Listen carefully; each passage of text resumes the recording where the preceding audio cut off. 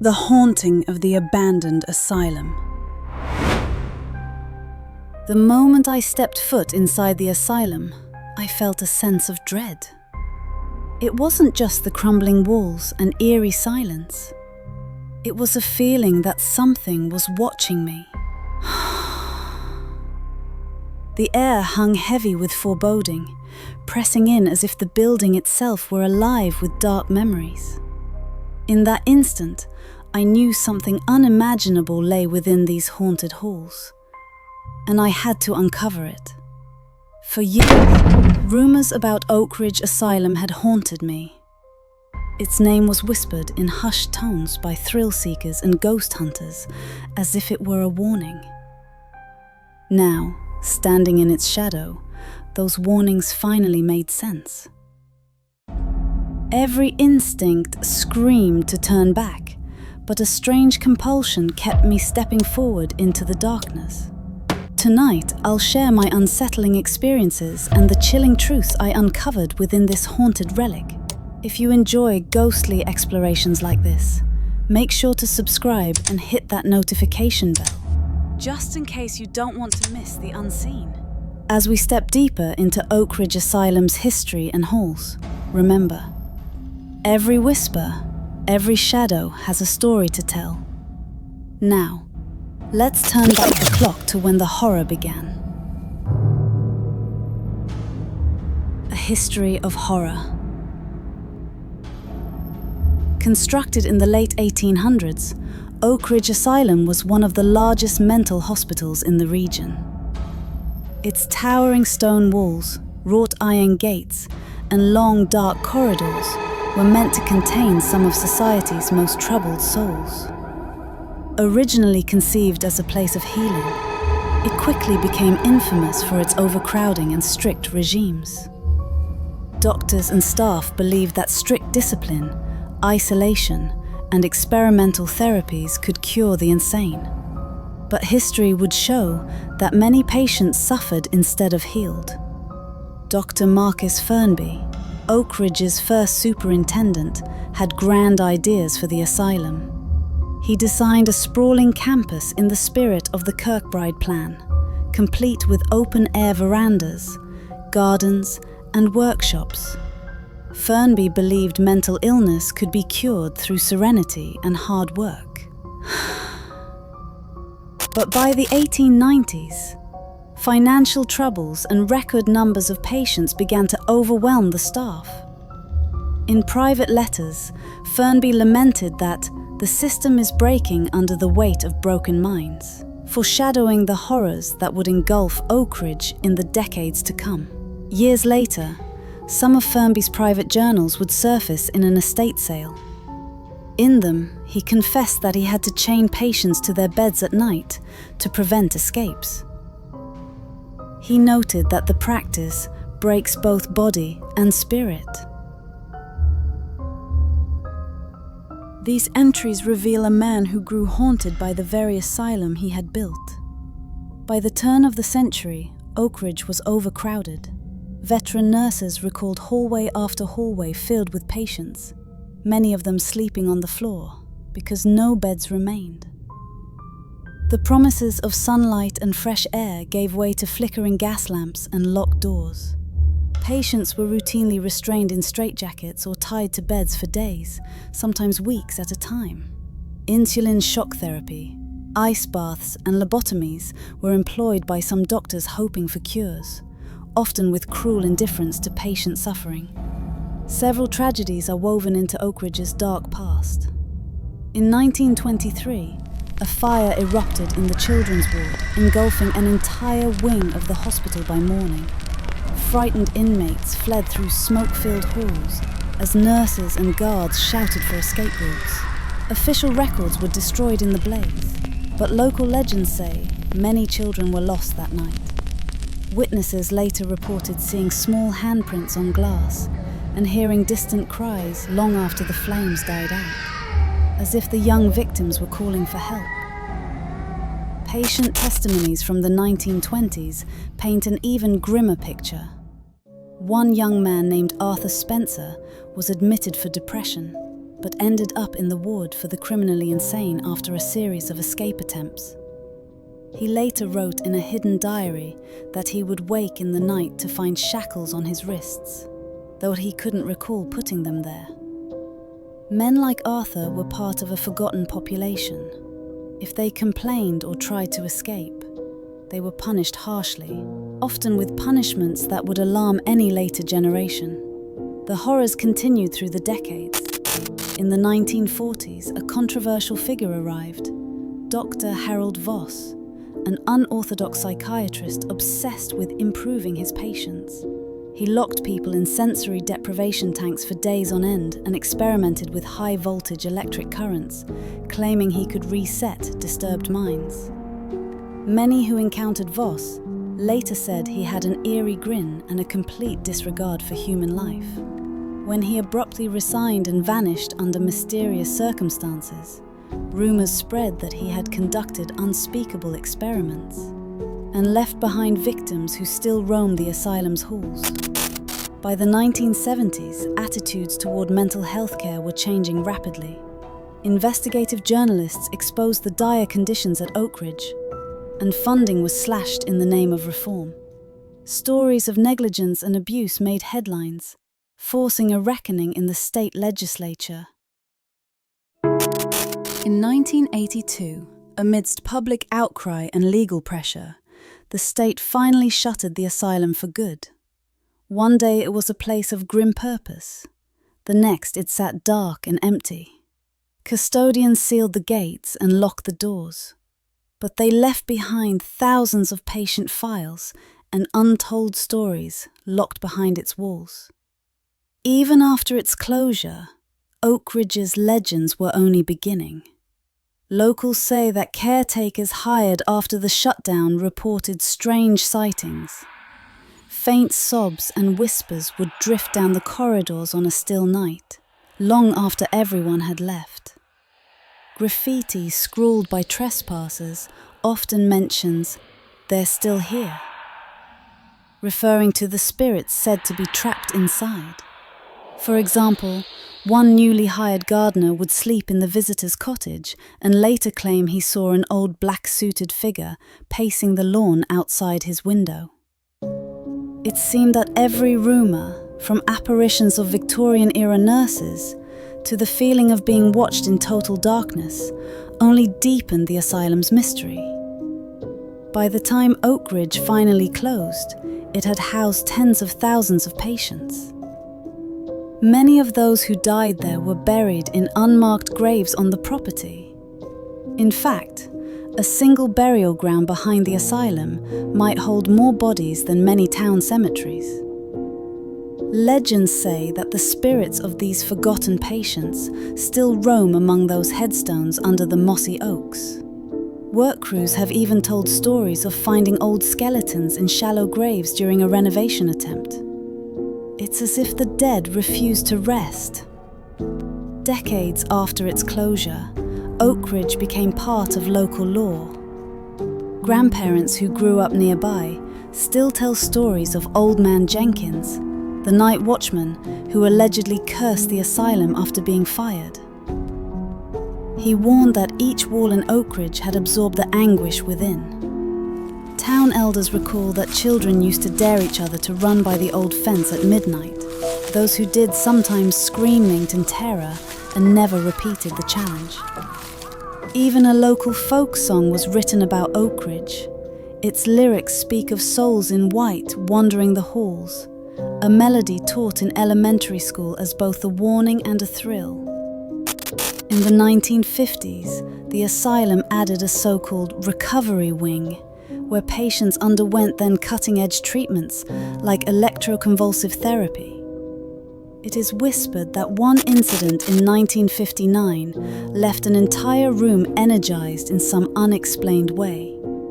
A maintenance log notes a singular incident on October 13, 1959, but the entry was heavily redacted before Oak Ridge closed. Urban legend claims that technicians who tried to cut the power were thrown across the room by an unseen force. Whether truth or tall tale, The story only deepens the sense of dread associated with Oakridge's history. Another tale involves the asylum's last caretaker, a man named Samuel. After Oakridge officially closed, Samuel reportedly stayed inside for weeks, too distraught to leave his post. A hiker found him in the basement chapel, delirious and talking about the children in the walls. Samuel was later hospitalized and, according to a short obituary, died a few years after of unknown causes, often seen with eyes staring off at something only he could see. Some say his spirit still wanders the basement at night, tending to the empty halls as he once did in life. Over the decades, Oakridge's image even seeped into popular culture.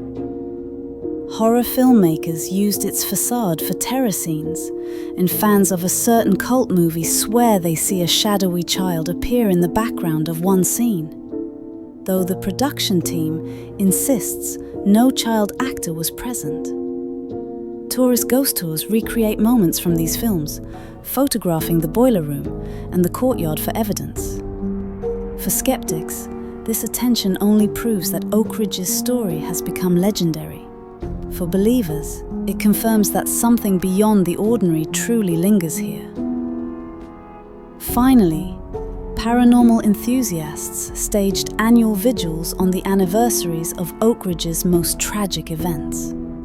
On the night of the old fire, investigators enter the charred wing to capture the ghostly sound of children's laughter.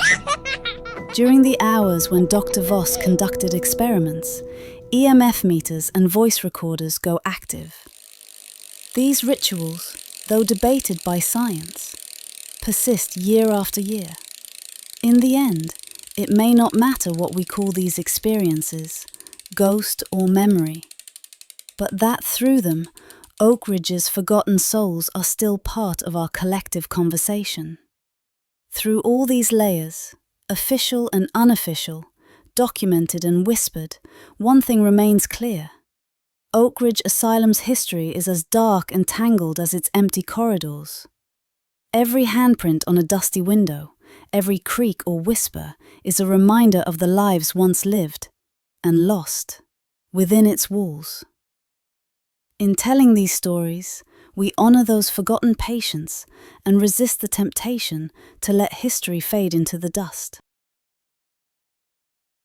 Exploring the ruins. A drone shot sweeps across the overgrown grounds surrounding the asylum. From above, the mansion-like complex looks like a ghostly fortress, its slate roof broken in places, windows dark and gaping. Ivy and brambles have claimed most of the courtyard. Weeds crack through the asphalt of the old parking area. The camera drifts in toward the main entrance, where heavy double doors hang open on rusty hinges, welcoming us into a world long forgotten. Stepping inside, the first thing that strikes us is the air. Damp, cold, and oddly stale. Sunlight filters through cracked windows, illuminating swirling dust and revealing peeling paint and crumbling plaster. Rusty wheelchairs and broken hospital beds are scattered in the lobby, and the checkerboard tile floor is littered with debris. A torn sign reads "Reception" above a long desk, its drawers pulled open and empty, as if everyone left in a hurry decades ago. Beyond the lobby, long hallways stretch into darkness. We move cautiously down one corridor lined with empty patient rooms. Each doorway frames a pitch-black interior with beds and chairs still intact, but overrun by mildew and broken glass. In one room, a nurse's station lies overturned. In another, a tattered teddy bear sits alone on a dusty chair, a silent witness to some untold story. Every corridor corner holds a new scene of decay, peeling wallpaper, scattered files, and discarded syringes frozen in time. We split up to cover more ground, I head down the main staircase to the basement levels, where the old furnaces and boilers once roared with heat. The smell of rust and mildew grows even stronger here. Flicking on a headlamp, I see rows of empty shelves where files and medications once lined the walls. In one corner of the basement, there is a small makeshift chapel. An iron cross bent and lying on the ground, candles melted into blackened drips on the floor. It's eerie to think people once prayed here, hoping for salvation. Upstairs, the floors creak underfoot with each tentative step. We open a heavy door that leads to the women's ward. Inside, 2 iron beds remain, one with fraying linens, the other collapsed onto the floor. A voice recording device picks up a faint static that could almost sound like a whisper. Shadows seem to flicker at the edge of the flashlight beam, but it may just be our eyes adjusting. On the wall, scratched into peeling plaster, is a message scrawled in childish handwriting. "Tell Mama." A chill runs down my spine at the sight of it. Continuing our exploration, we come to what was once the dining hall. Long wooden tables and benches now lie rotting and broken, half covered in fallen ceiling plaster. A large painting of pastoral fields hangs crookedly on one wall, its colours faded and dull. As I shine my light on it, I can't tell if the image of a woman in the distance is genuine or just a trick of shadow and paint. For a moment, it seems like the figure in the painting turns its head to look at us. I swallow nervously and quickly turn away. We even set up a night vision camera in the main hall before midnight. When reviewing the footage later, the empty hall remained mostly black, until a faint, translucent shape darted across the frame.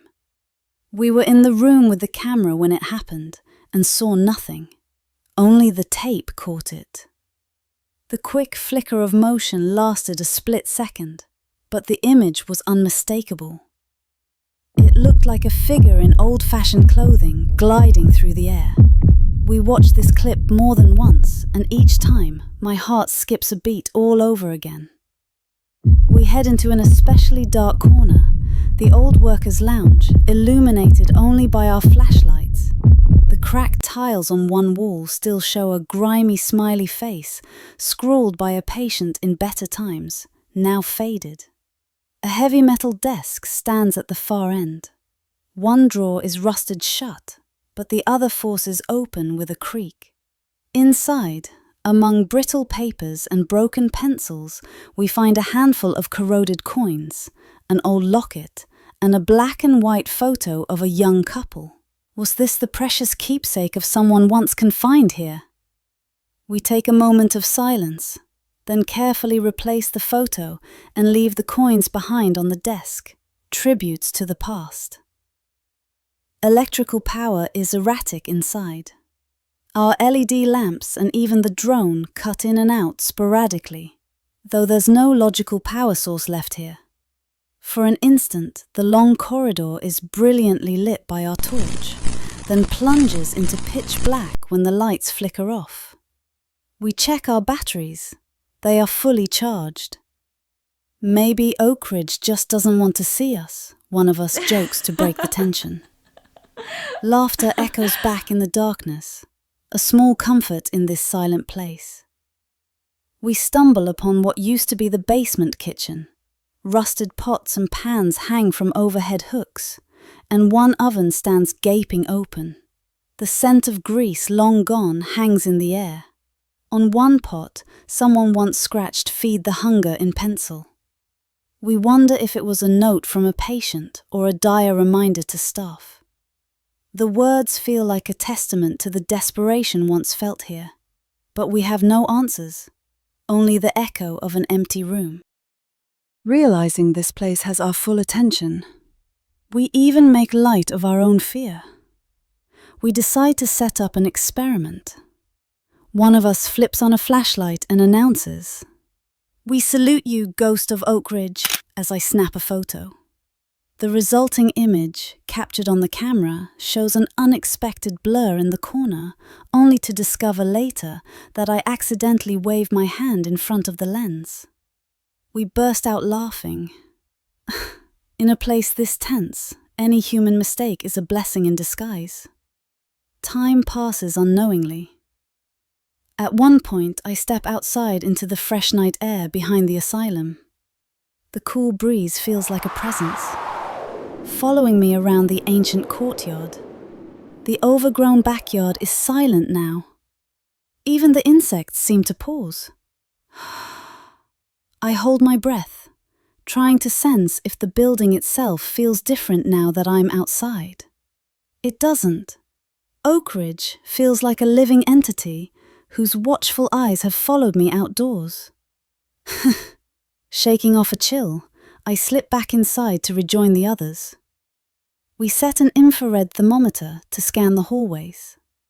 There's a region under the chapel floor where readings drop 10 degrees colder than anywhere else in the building. We suspect a broken vent or a damp stone, but it feels oddly like a doorway to something unknown. None of our other measurements will likely prove paranormal, just drafts and old architecture. Still, standing on that chilly spot, a quiet dread settles in our chests.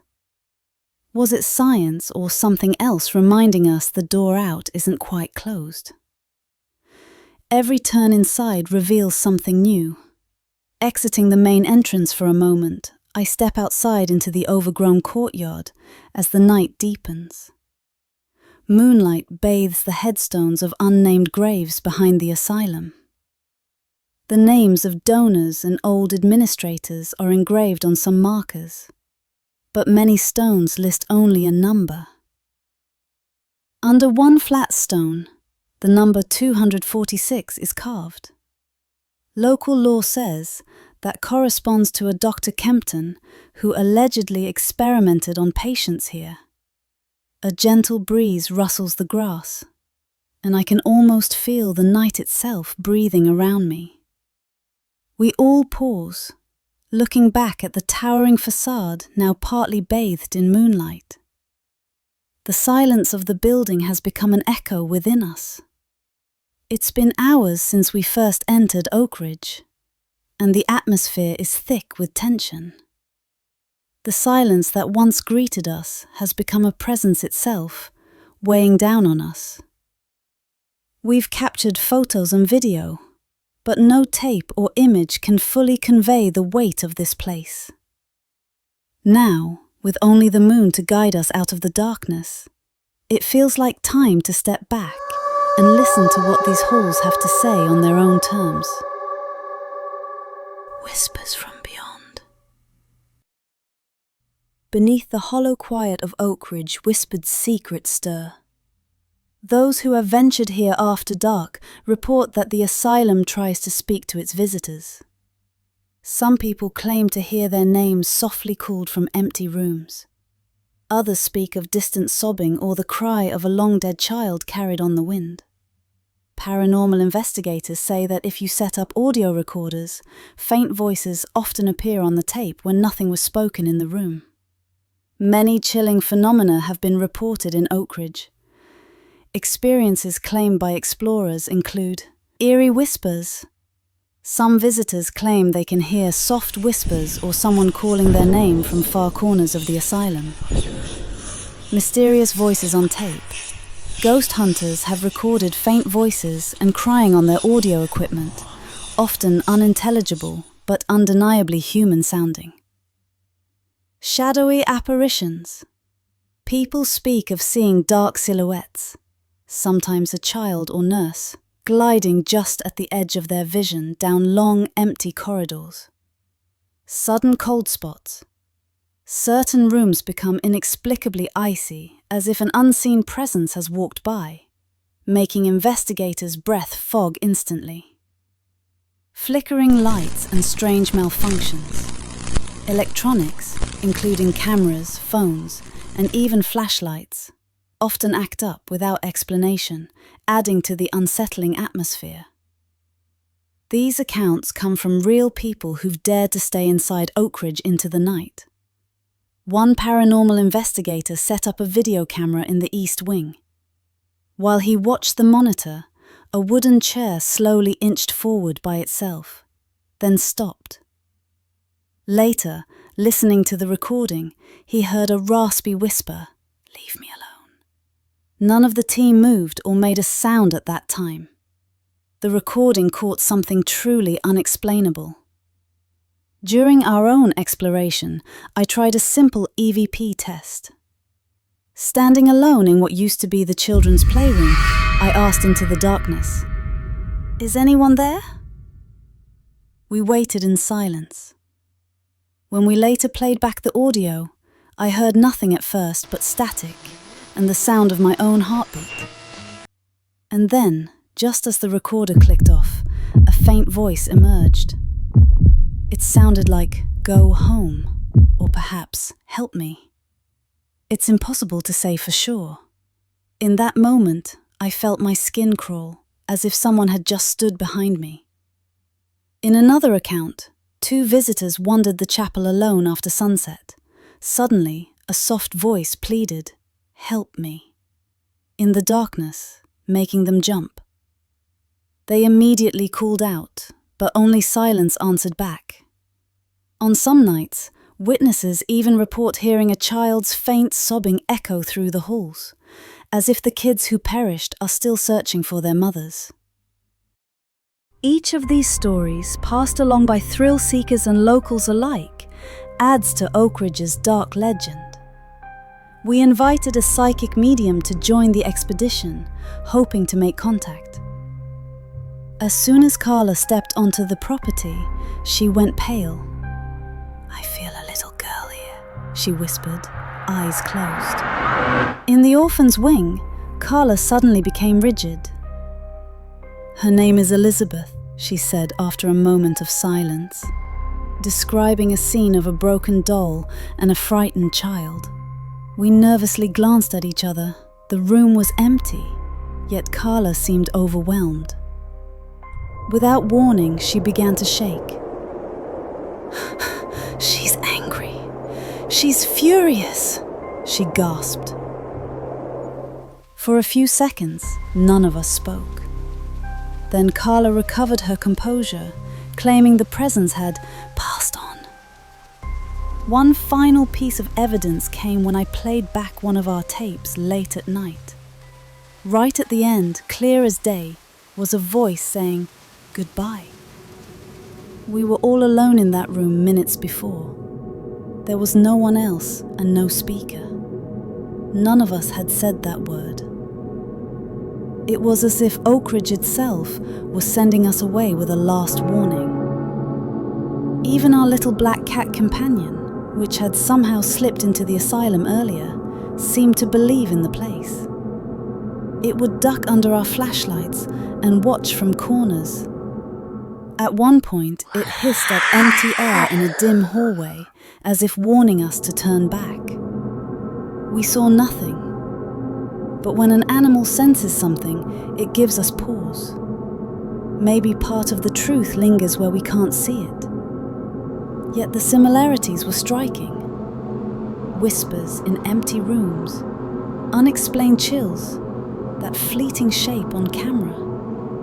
None of us had shared these expectations beforehand, so it couldn't all be groupthink. Still, when reliving the night over coffee later, we asked ourselves, did we really witness something? Or did fear invent these phenomena in our minds? That question hangs unresolved. Finally, even after processing all the data, I realized something. The scariest moments in Oakridge weren't the things we recorded. It was what happened inside our own heads. Each of us confronted our deepest fears, of the dark, of the unknown, of being alone in those corridors. In that way, Oakridge did haunt us, by forcing each of us to face ourselves. Perhaps the truly chilling experience of Oakridge isn't something in the walls, but the very human emotion of fear itself. Whether you believe in ghosts or not, there's no denying that Oak Ridge Asylum leaves its mark on anyone who enters. If these spine-chilling stories send goosebumps down your arm, make sure to hit the like button and subscribe to stay tuned. And if you've ever had an experience in a place like this, or heard whispers in the dark, share your story in the comments below. We want to hear from you. Searching for truth. Despite the eerie stories, not everything at Oak Ridge is supernatural. To get some answers, I turn to science and experts. Dr. Emily Carter, a psychologist who studies perception, explains that our brains play tricks on us in creepy places. She points out that when we step into a dark, abandoned building expecting to be scared, our minds are primed to interpret any sound or shadow as something sinister. An ordinary creak of a floorboard can become a ghostly footstep. A passing breeze can whisper our names if that's what we expect to hear. Many so-called hauntings can be attributed to human psychology and environmental factors. For example, infrasound, sound waves below the range of human hearing, can occur naturally in old buildings and make us feel uneasy or sense a presence. Similarly, mold or carbon monoxide leaks can cause hallucinations and anxiety. Even something as simple as uneven floor surfaces or warped walls can distort the way light and sound behave, leading to orbs on camera or voices in recordings. Carter points out it's normal to hear things in silence. Our brains seek patterns, even creating voices out of random noise, she says. We also spoke to Jack Thompson, a former maintenance worker who knows the asylum structure well. He explained that broken pipes sometimes drip slowly, and the single drop echoing in an empty corridor can sound eerily like a distant footstep. He even showed us a spot where rats often scurry behind the walls, producing a faint scratching that could be mistaken for something more sinister. Even the old boiler's low hum when the wind changes can turn into a mournful moan. In short, many of the noises blamed on ghosts have very mundane origins. Dr. Brian Lee, a physicist, helped us understand the building's acoustics. He recorded himself making distant, indistinct sounds at one end of an empty hall, and then played them back. The results were startling. The noise sounded unmistakably like soft crying or whispering. Our ears deceive us, Dr. Lee explained. He then took recordings of random hospital machinery noise and ran them through a filter. The output sounded eerily like distant organ music. His point was clear. The human ear and brain will find patterns even in nonsense. We also delved into Oak Ridge's records to separate fact from legend. I spent days poring over archival documents, patient files, and newspaper reports. Many of the tragedies people talk about were actually documented. A nurse's log confirms the 1923 fire killed children. A physician's notes detail experimental treatments that went horribly wrong. These facts explain some of the asylum's dark reputation, but they don't explain every mysterious incident. Skeptical investigators admit each voice on tape could be a stray noise or echo.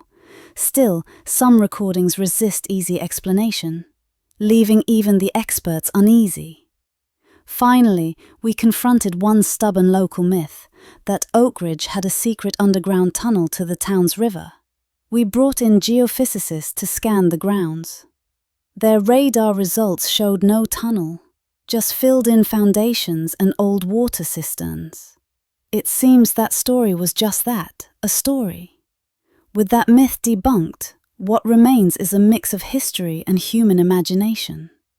The real haunting at Oak Ridge may not be supernatural at all, but how its tragic past continues to echo in our minds. Along the way, we also recognized our own biases. Even as rational investigators, Oak Ridge's atmosphere got to us. Every time we heard a pipe drip, We instinctively looked over our shoulder. But then we laughed, realizing the sound came from a broken valve outside, not anything spectral. I learned that in a place like Oak Ridge, your own expectations can become as real as any ghost. Our experiments with electronics added more clarity. We discovered that some rooms triggered our EMF detectors. We saw spikes near old outlets and metal pipes, nothing paranormal, just the building's own wiring and infrastructure. One friend even triggered the meter by plugging in his phone charger. It turned out Oak Ridge didn't need any ghosts. Its old electrical system provided all the spikes. Even technology can trick us. After Oak Ridge, we tested our cameras and audio equipment in a dark storage room.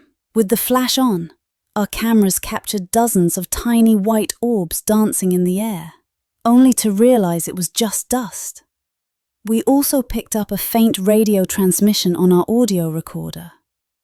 At first, it sounded like a whisper, but it turned out to be a snippet of a news broadcast.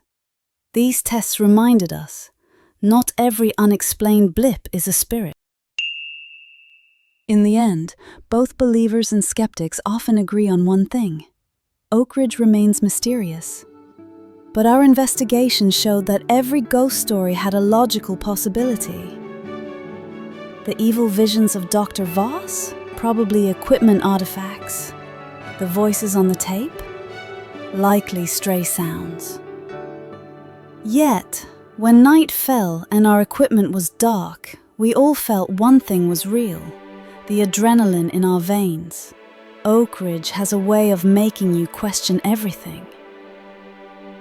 The haunting continues, leaving Oak Ridge behind as the dawn breaks. One can't help but feel that the asylum has seeped into our minds as much as the stories seeped into its walls. It stands silent and empty on the hill, yet people still can't look away. In the early morning mist, even nature seems to respect its legacy. Birds fly silently overhead, and the breeze carries no laughter of ghosts, only the rustle of leaves. For nearby residents, the asylum is a permanent fixture of local lore. Halloween ghost tours navigate its cracked driveways year after year, keeping the legend alive in the community. The impact of the asylum extends beyond ghost stories. Families of former patients still carry its legacy. Some come to the closed entrance each year on Armistice Day to place flowers at the iron gate, mourning relatives buried in the anonymous graveyard behind the complex. Local historians view the site as a somber museum of mental health history, chronicling an era when understanding of the mind was primitive at best. They have collected letters, journals, and photos to preserve memories of the people who once walked these halls. To them, Oak Ridge represents real lives affected by these events, not just a backdrop for fear. What is it about abandoned places like Oak Ridge that continue to haunt us? Perhaps it is their combination of history, mystery, and the echoes of real human stories.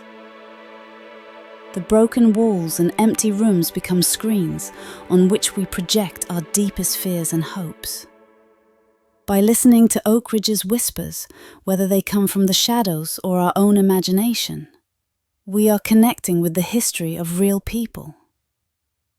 The asylum stands as a reminder that every dark legend here is rooted in someone's reality. In a way, every ghost story we tell keeps a memory alive. In follow-up interviews, some viewers said they felt disappointed that we provided mostly logical explanations.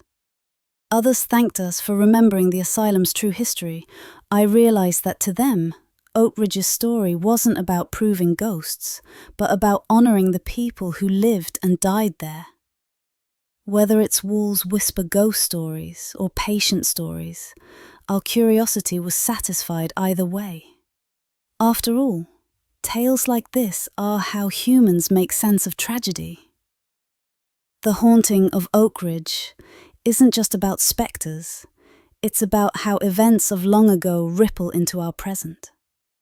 By documenting Oak Ridge's story, both the supernatural rumors and the documented facts, we give voice to those who once had none. In a way, every time we share these experiences, we ensure they will never truly fade away. Thank you for joining me on this journey into darkness and discovery. If you enjoyed exploring Oak Ridge Asylum's secrets, please like this video and subscribe for more eerie histories. And as always, I'd love to hear from you. Leave a comment below about a haunted place that has stayed with you or an unanswered question about tonight's story. Until next time, stay safe in the shadows. And remember, some doors, once opened, never truly close.